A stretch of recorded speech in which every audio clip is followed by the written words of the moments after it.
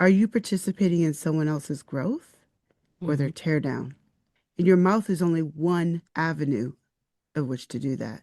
Do Mhm. you reward people when they do good, or you just see it and go, that's nice, and move on and not say a word, not do any actions to reward? Sometimes that can be far more powerful than a lecture. You know what? I'd rather be happy than being right.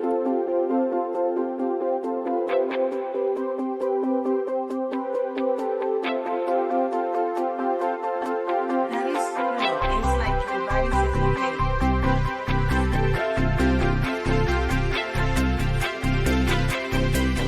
Hi everyone. I am so excited to have today Fatima Bey. I want to welcome you, my friend, and I would like you to share with my audience a little bit about you. But I want to also say that sometimes I have guests who had a pivotal moment and they share their story and it's empowering for my audience. And sometimes I have experts that give tools and guidance.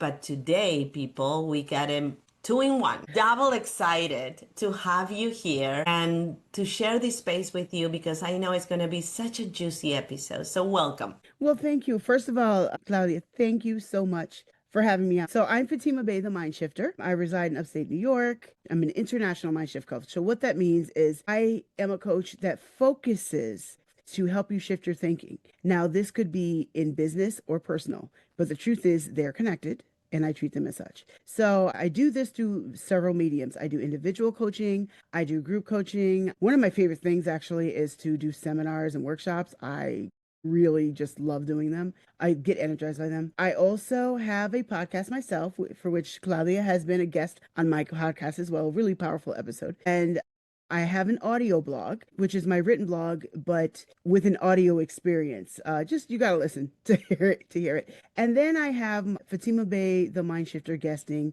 podcast, which this show will be on. So every time I'm a guest on another show.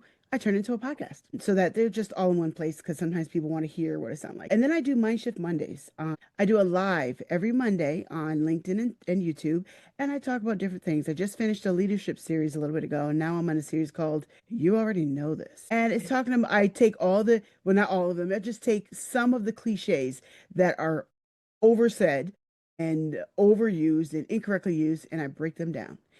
But I'm all about shifting thinking. I do have a heavy focus on teens. So my podcast is about teens. I do coaching for teens. They are my favorite people. I am not going to lie. Some of y'all adults are boring. I like Mhm. teenagers.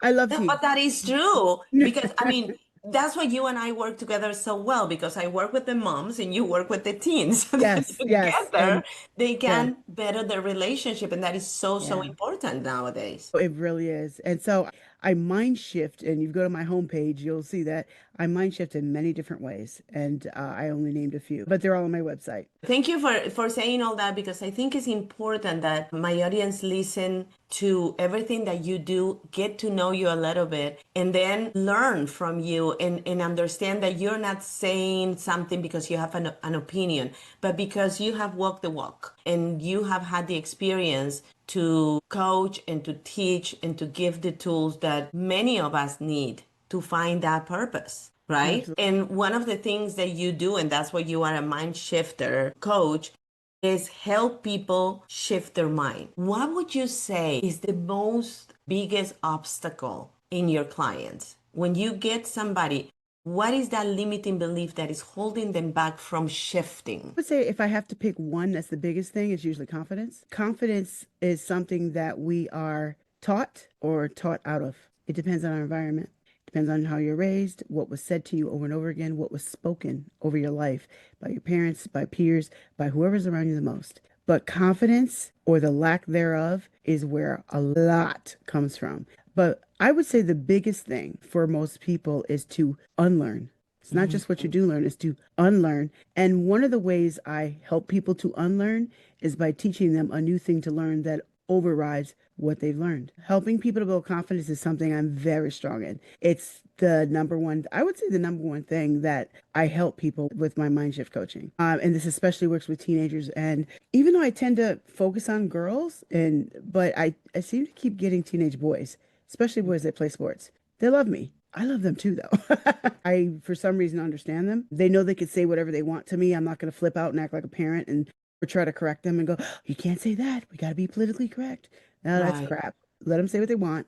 And then let's deal with the issues one at a time without having this overly parent reaction. They know they're going to get that from me, and I'm really raw and real with them. That's one of the ways that I'm able to coach people is, and one of the reasons people come to me, I don't sugarcoat crap and tell you it's chocolate. I'm going to tell you this is crap and this is how we need to scoop it out of here because it stinks. We're going to deal with it. I love that. But it's so true. And I think that what you're talking about is really the condition that we inherit. Like when we are kids, we take whatever our parents, our teachers, our friends even tell us that we're good at, and we run with that and we don't get curious. When I Right. work with moms, I help them unbecome, which is what you're talking about, Yep. creating Yep. new beliefs and get rid of the beliefs that they had about themselves and stop having those bumpers like when you go and play bowling. These are the bumpers that you're going to have so you don't get out of the line. Sometimes you have to color out of the lines to Yep. find Yep. out what Yep. is the shape that you really want to create. And I'm very analogical. I imagine things and then I speak. So I think it's so important. And it's great that you work with teenagers because that is kind of like the bridge between being a child and being an adult. And in that Yes. bridge is Yes. when the conditioning really comes up. And Yep. I'm supposed to be this, I'm supposed to be that. I Mhm. mean, how many young girls decide that they are going to take a path that is not ideal for them just because somebody with more confidence came to them and say, you will be good at this. And they just go with it because nobody told them that they will be good at something else or they don't believe that they could be good at something else. Absolutely. Let me ask you this, Claudia. What's something that you believe right now? Just name anything. I believe I can empower women. Okay, stop believing that. Did it work? No. But see, this is what we do to people all the time. Look for evidence though, because that's part of the belief. And this is the crazy thing about the human mind. Like if we want to look for evidence, we're going to find it. But the same way we That's can do true. it for yes, we can do it for no. Yes. My point in saying that is the mind shifting aspect. Hmm? Just because I tell you to stop believing something doesn't mean that you're going to stop believing it. But Why not? we take that silly idea and we try to implement it in life, especially with teens. Well, don't Mhm. believe, well, that doesn't work because did it work on you just now? It's not going to work on you, but it would work on you if I conditioned you to believe it. If I constantly told you that you're nothing but a woman that should be silent, you should sit back and be quiet and let everyone else take control. If I tell you that enough times, you're going to begin to believe it. And here's the thing, all of us are conditioned. I don't care who you are, what country you're in, what color you are, how old you are, your economic status. All of us are conditioned by our cultures. Whether Mhm. you're from China, whether you're from Peru or the Mhm. US or Nigeria, you're conditioned by your culture. And especially when I'm dealing with Americans, constantly have to teach them to unlearn some of the crap we've been taught. It's not unique to the US though. All cultures have crap that they teach. I don't care who you're talking about. Mhm. And every culture has good and bad. That's just a fact. But that conditioning that you're speaking of, it goes very deep. Most of us, here's a prime example. I'm gonna fry up some pig ear. Are you gonna eat it? No, I don't eat meat. If you did eat meat, would you eat the pig ear? Maybe because I'm a curious person. I'm just using that as an example. Most Americans would not eat that pig ear. There's some who would try it, Mm. but most Americans would not eat that pig ear because we're conditioned to only eat certain select parts of meat. Right. For example, cow tongue. All over the world, people eat cow tongue, and it's a normal meat, like tacos de lengua. One of my favorite kind of tacos. We Listen, have that that can in look on the Peru too, menu. and they sell Oh, it do in the you? street Okay. as well. I remember the first time I gave it to my children, I didn't tell them what they were eating, and then they ate it, Ah, and then they said, "This is pretty good," and I go, "It's the tongue of the cow," and they look at me, they almost want to puke, and I said, "How crazy it is that yeah. your brain override your feeling and your experience because now you have data." Well, yes, data that you've been conditioned with through repetition. And here's Exactly. the thing, we are conditioned to eat certain selective parts of meat. So the average American, there are plenty of Americans that will eat the tongue, but I love tacos de lengua. The meat is juicy, it's tender, it's delicious. It's my favorite.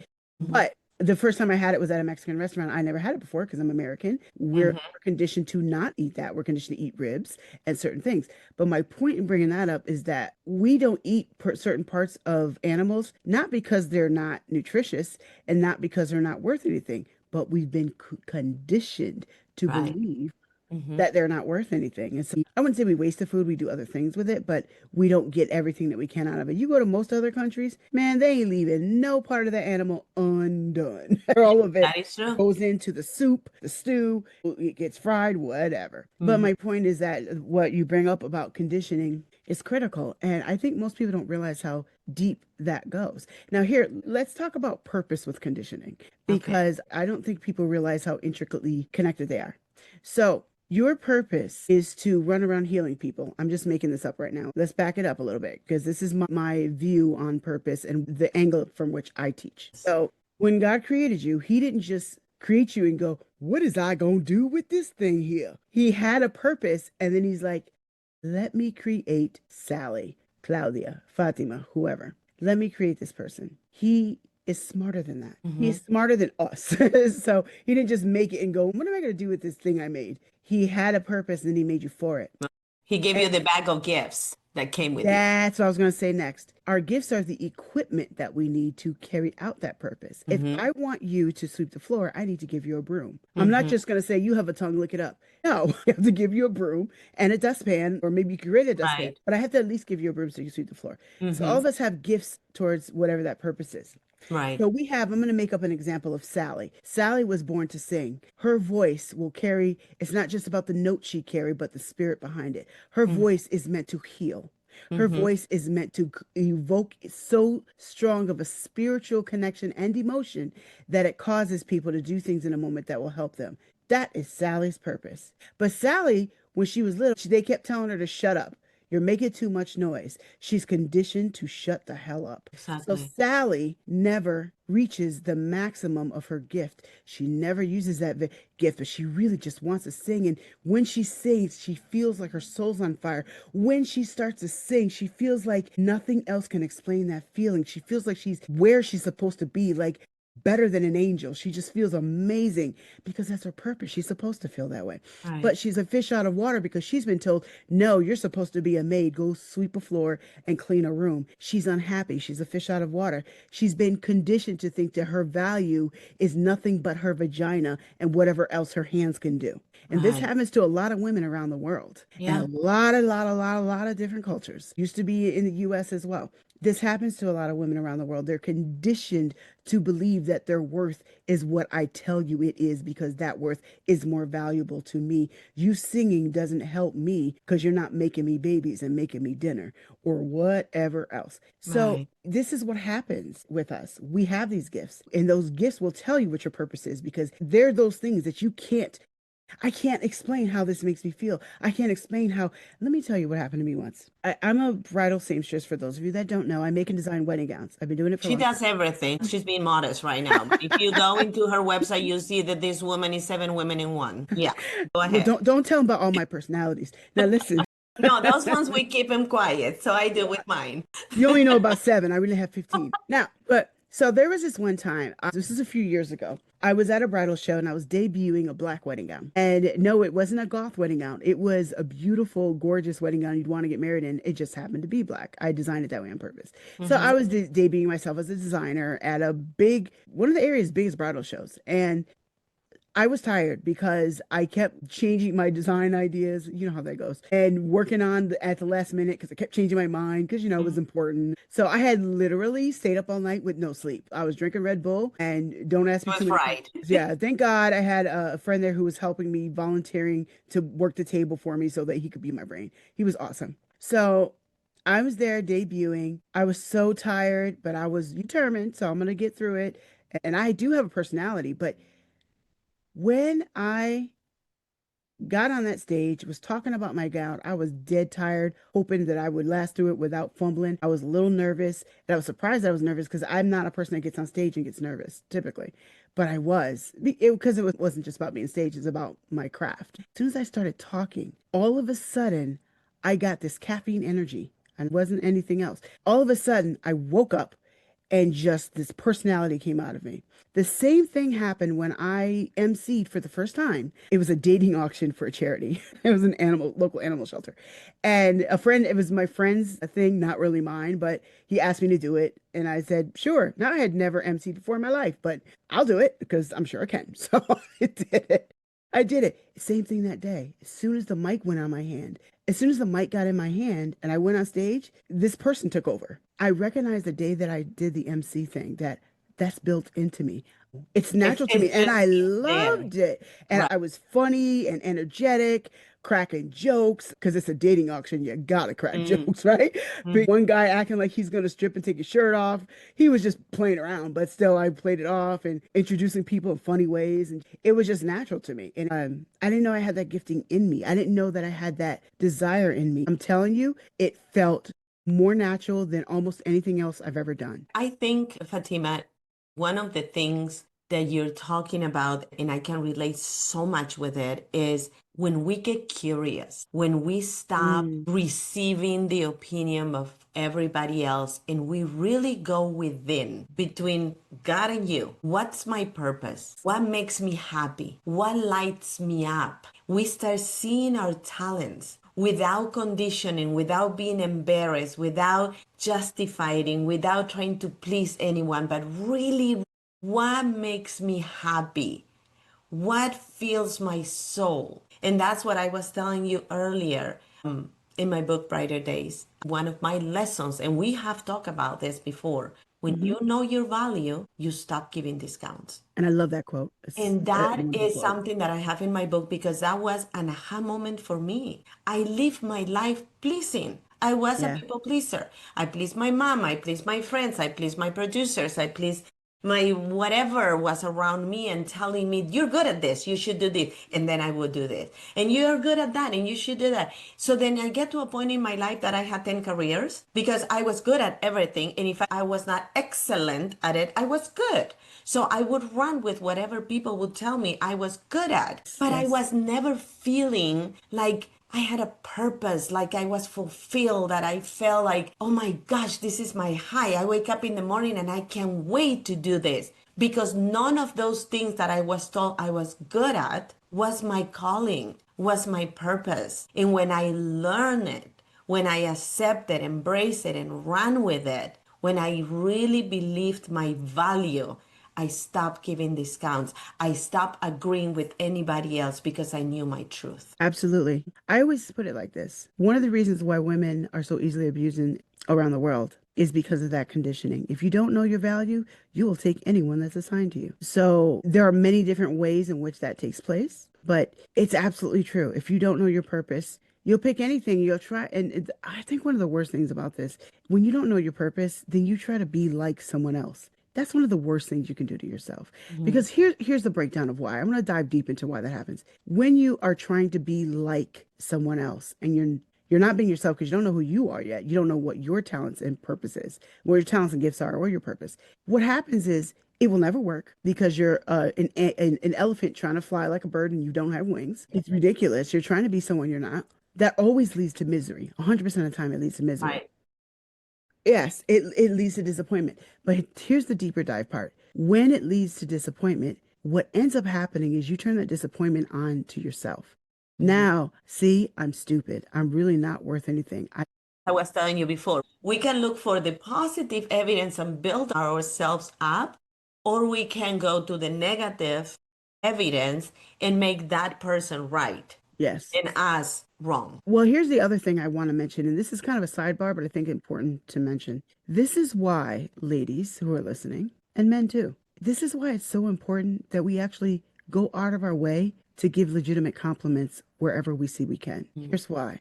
Sometimes none of us actually see ourselves truly objectively. We don't see sometimes the good things about us. We don't notice how quick-witted we are. We don't notice how analytical we are to the point that we can fix things because we can see every article, every single element of whatever. We don't see that we're quick with conversation. We don't see that we're so giving and caring immediately without thinking. We don't see all these different character traits that we have because they're so innate, we're so used to them that we don't see them. It's kind of like if you're wearing perfume, everybody else might compliment you. So Even the good. garbage, it doesn't stink anymore.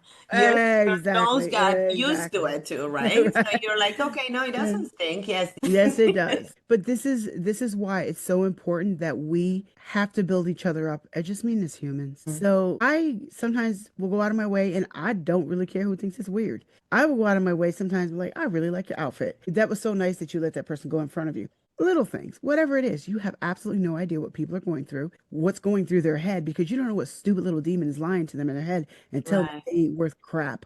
And then you come along and say something positive that combats that or rebuts that. People need that. And this is why it's important, I think, that we should make it a point to not only let negative things come out of our mouth, but sometimes go out of our way to say positive things to people, especially strangers. So let me say this because I want to talk to the moms that are listening to us. Mhm. I actually made it a point to teach that to my girls when they were little. My kids are right now 28, 29, and 32.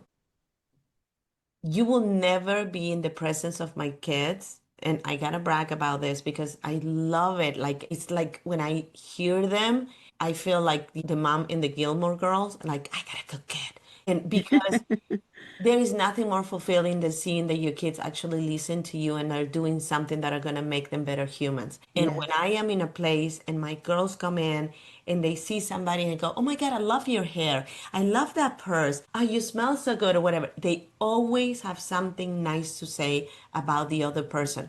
And they do it in a random place. They do it in the grocery store. They do it in a party. They do it whatever. And it's not funny. They are wired to be that way. So, how Yeah. important it is to teach our kids since they are little to model that behavior. Because you don't go to your kid and say, hey, when you see somebody, you make sure that you say something nice because the barber lathered the skin before he passes the knives. If you're going to say something, you don't go through that training. You just become that billboard for them. You start acting that way, behaving that way. The child is looking at you and is going to emulate that behavior. So without you having to say anything, they're going to be that kind of human. That person that is Yes. going to go to a place is going to see somebody and is not going to see the flaws or defect or what is missing in that person, but it's going to see the positive, the talent, the gift that that person has, and they're going to bring it up. I wanted to say this because the moms that are listening, you always have that opportunity to show up that way and inspire and motivate your kids to follow that behavior. I want to give an analogy for what you just said because I do think people need to think about it this way. Teach your kids to sow seeds. We are all sowing seeds, whether we like it or not, whether you believe it or not, doesn't matter, it's happening. We're all Mhm. running around, we're sowing seeds all over the ground everywhere we go. Do you want your kids to sow crap seeds or beautiful flowers? Right. Or oranges or orange trees, whatever. What comes out of your mouth? I'm asking the audience right now. I want you to think about that. Everything that comes out of your mouth is sowing a seed, and I do mean everything. What are you planting? And I'll just leave that right there. True, true. They're watching us all the time. Sometimes I have clients that come and complain about how the kids act. And I'm quiet. I let them talk and complain about all the things that the kids are not doing right. And then Yeah. I ask them, and how would you handle that situation? And they stop and think, Mm-hmm. crap, I probably would have done the same thing. Do you talk bad about your friend or your neighbor or somebody on TV? Do you make fun? We are all guilty of that. At some point, we Yeah. all have gossip. But catching yourself. And now that my kids are adults, they will call me on my crap. Like if I go like, oh my God, da, da, da, da, da, my kids will go, Mom, don't be a hater. And a side of me feels like crap, but the other side of me go like, wow, I raised a good kid because she can notice those things. She can recognize that this is really low Yeah. energy here. This is not the vibration we want to have. This is not the frequency we want to live in. So good that she noticed, bad that I said it. But yes, we are all guilty of that. The thing is to catch yourself before you open your mouth and say it. Yes. And I want to plant another thought seed for your audience. I said earlier that all of us are conditioned, and it doesn't matter where you are, how old you are, what country you're in, etc. We're all conditioned. My question to the audience is, what part of that conditioning are you participating in? Are you participating in someone else's growth or their Mhm. teardown? And your mouth is only one avenue of which to do that. Do Mhm. you reward people when they do good, or you just see it and go, that's nice, and move on and not say a word, not do any actions to reward? Sometimes that can be far more powerful than a lecture. A lecture is one of the least powerful ways of influence and change. And like you were just saying, Claudia, doing, that's what changes people. Seeing you do is what Mhm. changes people. And when it comes to conditioning, do we participate in the narrative of telling our teenagers that they absolutely have to go to college or they are an absolute loser? Are we conditioning them to think that their value isn't a piece of paper in an education system that only works with one brain type and Mhm. leaves at least 60 to 70% of the population outside of those reins? Are we telling them that if they don't fit into a particular box, that they are automatically worthless? Are we telling our kids that? Are we participating in that narrative? You may not say those words directly, but do you say it through repeated action? I want people to think about, what is your repeated action conditioning people around you to see themselves or to think? Let's take it a step further. Are you women? Are you conditioning? Well, you are conditioning everyone around you of how to treat you. We teach people how we want to be treated, and it starts within us. If I'm going to treat myself with respect, with kindness, the way I speak to me, Yes. then that's what I'm going to allow other people to do. But if I am mean to myself, if I say nasty things to me, if I think low of myself, if I don't respect myself, if I don't love myself, how can I expect the world to be Yes. different? Let me tell you something. You just reminded me of something I think is very relevant. So I mentioned earlier that I have an audio blog, and I Mhm. think like the number 3 or 4 blog, it's early. It's one of my first blogs. It's called Fighting Words. What prompted this was when you talk about self-talk, that's what reminded me of it. I was very guilty of that, Claudia. I was so guilty of that. I would insult myself better than nobody. You couldn't put me down because I already did it. And I didn't realize how just ingrained that was in myself. And this was just a few years ago. And I thought that was out of me. Well, it wasn't. And I had a couple friends that pointed it out to me. And here's what happened. This is what the blog is about. I was saying something negative about myself, and a coworker basically was like, "What? You better not talk about my Fatima like that. We gonna fight." She said something like that, and we laughed. But then I had to reflect and say she was right. I Mhm. shouldn't have automatically made that negative comment about myself. She did not like me talking about myself like that. Right. And then I had another friend, and this happened. The only reason I noticed it is because it happened like 2 months apart, very close Right. together. But that was a message that It you, was, as God, were but trying to highlight. absolutely, it happened. But here's the thing, it happened again. I was at a friend's event, and I don't know what negative thing I said about myself. This little skinny white girl got up in my face like she was going to beat my ass. She said, "What did you say about my friend?" She was talking about me Oh, in third person. She's like, "What did you say about my friend?" Rolling her head and everything. And I'm just like, I was just laughing. And she looked at me like, "I will beat you right now if you don't take that back." That's not what she said, but she's like, "You better take that back."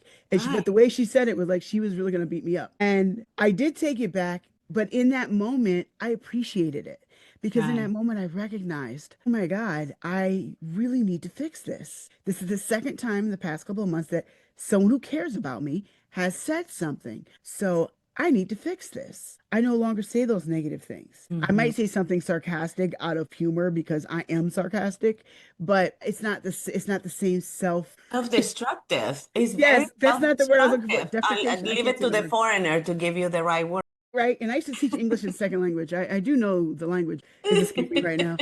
But it made me realize that this ties back into conditioning. Yeah. We all should have people, when I talk about participation in someone else's conditioning, right? Mhm. Right.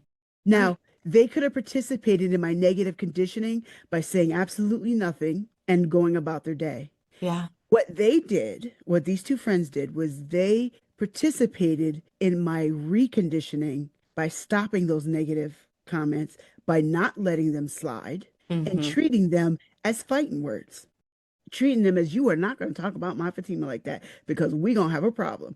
And I appreciated that. And so I brought that up to say to your audience, how do you participate in the conditioning of others around you? I just want you guys to think about that. It's for you to answer because I don't know all of you. It's for you Comes to back answer. to the parenting. Is how we talk to our kids. You are so messy. You are stupid. You are not that smart. You are so confrontational. Whatever is coming after you are. You want to correct the behavior, then correct the behavior, but don't label the kid. Don't immediately pass down that conditioning that you are this because we Yeah. carry on.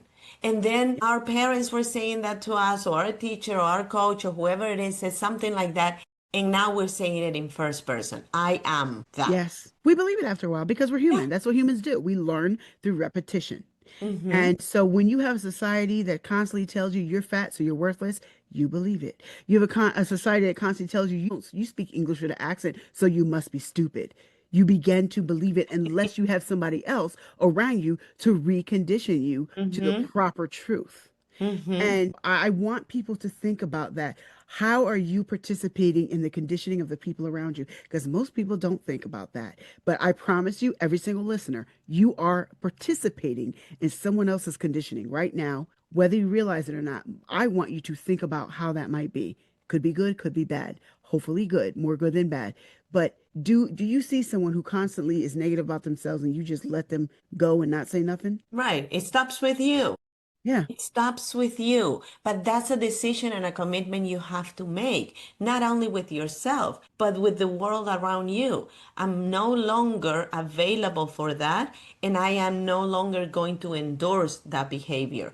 It stops with me. The next time that I see somebody talking bad about themselves, I'm going to interrupt them, and I am going to make an effort not to say something negative about somebody so that person doesn't get that belief reinforced because I'm Here. sure that somebody else said it before. So me Yes, saying it is yes, just yes. reinforcing that belief. What you just said, I'm going to rephrase it with an analogy, thought seeds. So if you go to my social media, you'll see I have daily thought seeds on every platform. So I post a thought every single day. And sometimes some of them are actually about parenting, like about the fact that there's no such thing as a perfect parent, because a lot of parents beat themselves up and they shouldn't. There's things where I'm just like, you don't know what someone else's struggle is. Just they're all my own quotes. Like I don't regurgitate other people's quotes. And if I give credit to it and it'll say so, but everything else you see from me literally comes from me. And I have hundreds and hundreds and hundreds of them. So I plant the daily thought seeds, but I want parents and just general people, but especially since we're talking about parents, I want you to think about this. Every time you talk to your child, you are planting thought seeds or you are watering the ones you planted when they were 5. What are you planting? How are you surprised that Sally grows up and becomes the biggest hoe on the block when you told her she wasn't worth anything and because she was talking to a boy, she was being a slut? That's a real stupid thing that some people do. It's a Mm-hmm. real stupid thing that happens. I use that as an example, but every time you talk to your kids, you're planting thought seeds. I want you to think about that as a parent. What are you planting? Right. And then what actions are you doing that are watering that? Are you telling them that they aren't worth anything, but you say it in different words? And then you reinforce that by not acknowledging the good and only acknowledging the bad. That is watering that negative crap seed that you planted. We need to Yes. think about how we react and how what we say, and especially what comes out of our mouths. Words matter. They absolutely matter. And words can punch somebody in the face. Words can bruise you. I learned Absolutely. that when I was a teenager. I read it somewhere. It says words can bruise you. And I feel so validated because I was told a lot of ugly things when I was a kid, and they were hurting me more than emotionally. I don't know if I can explain this, but it was like I would feel the weight of those words. And those Yeah. words were beliefs at some point, and I carried them, and it was so hard. I always say that I'm for my daughters the mom that I didn't have. And I'm not trying to talk bad about my mother. She did whatever she did the best she could, but I wanted to be better and I wanted to be what I needed as a child. So it's funny you said about the quotes because I wake up my kids every day with a quote. Like I send them a Oh, picture really? with a quote and I go, I That's love you awesome. girls. And you're going to laugh at this is in parentheses, but when I came to this country, I didn't really speak English. So Right. when I had my daughters, I thought that when you say I love you two means two people. So when I three people, you're supposed to say I love you three. So I tell my girls all the time, I love you three, because I have three daughters, right? So Right.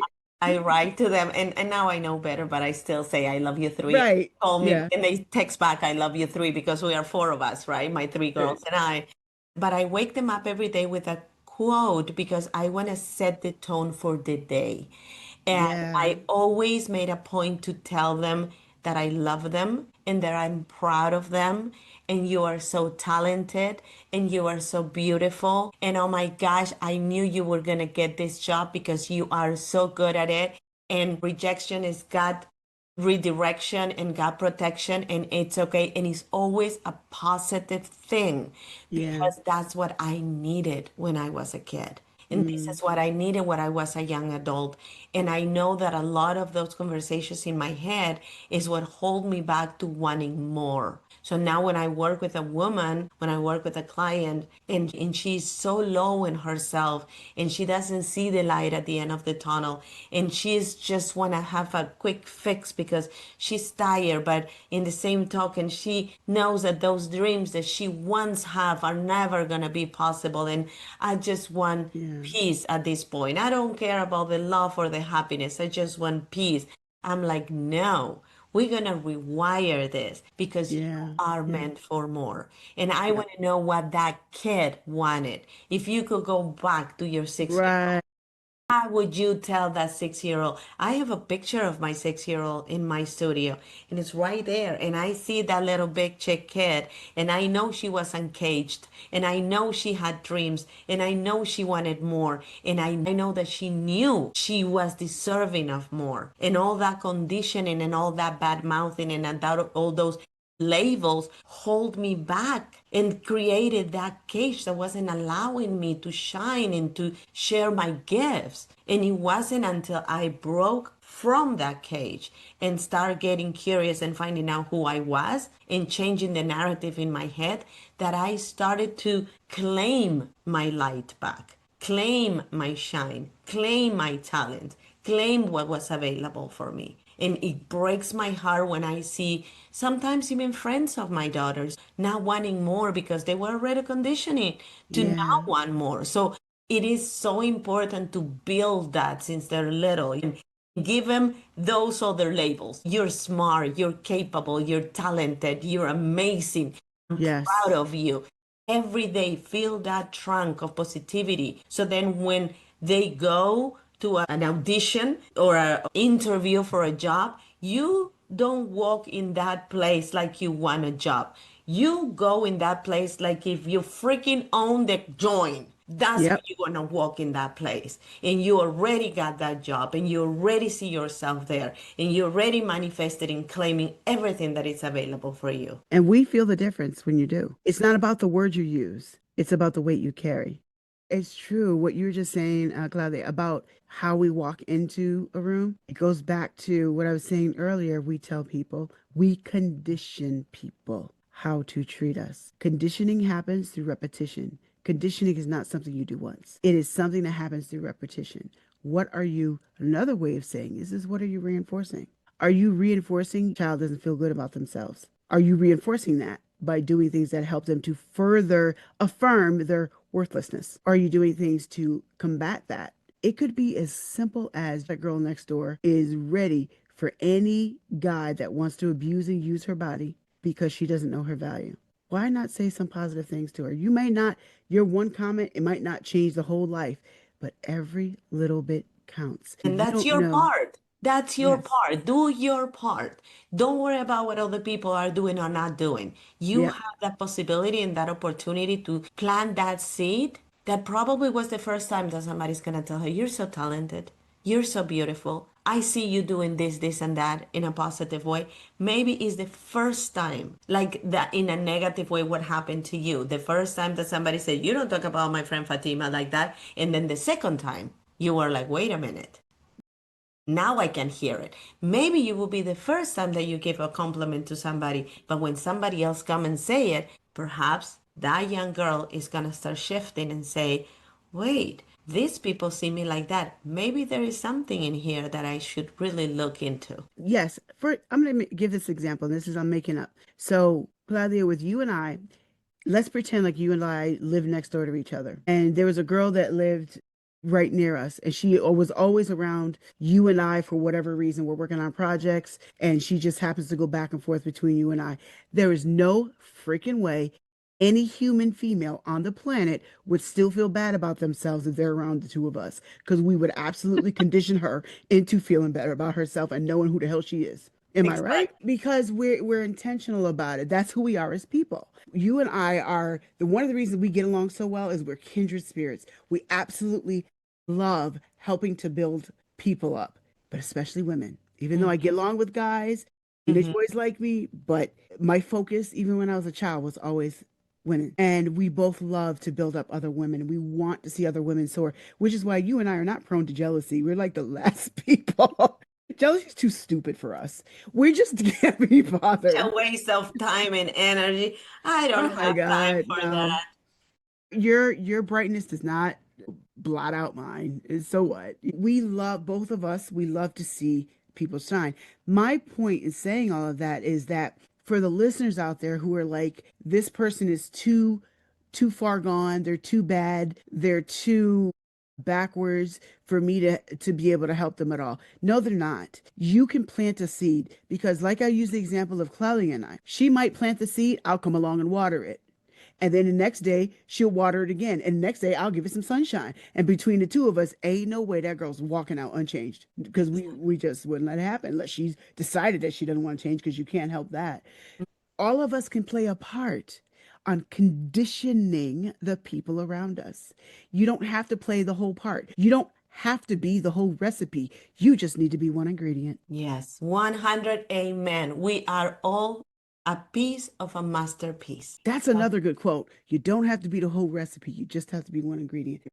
My dad used to say stories to me all the time. And one time he said to me, "Do you like cake?" And I said, "I like cake. I sometimes buy birthday cakes just for the heck of it because I like it." And he says to me, "Okay, so if I give you a cup of flour, would you eat the cup of flour?"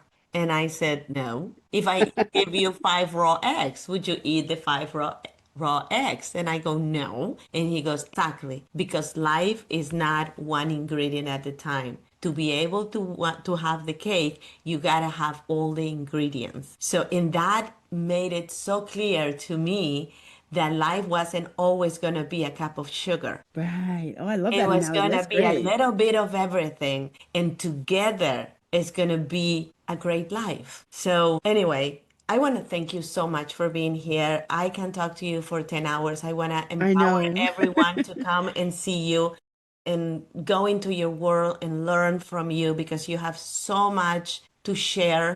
I look up to you and I learn from you all the time. I also want to encourage everyone to go and get my Brighter Days book, already made best-selling in the ebook, and the paper book is available. Want the support? So I thank you for being in the show. I'm thrilled that I was in yours. I'm thrilled that you're going to share this. And until we see again, my friend, because I enjoy so much talking to you. I really appreciate you so much when you are on my podcast that you are a powerhouse woman.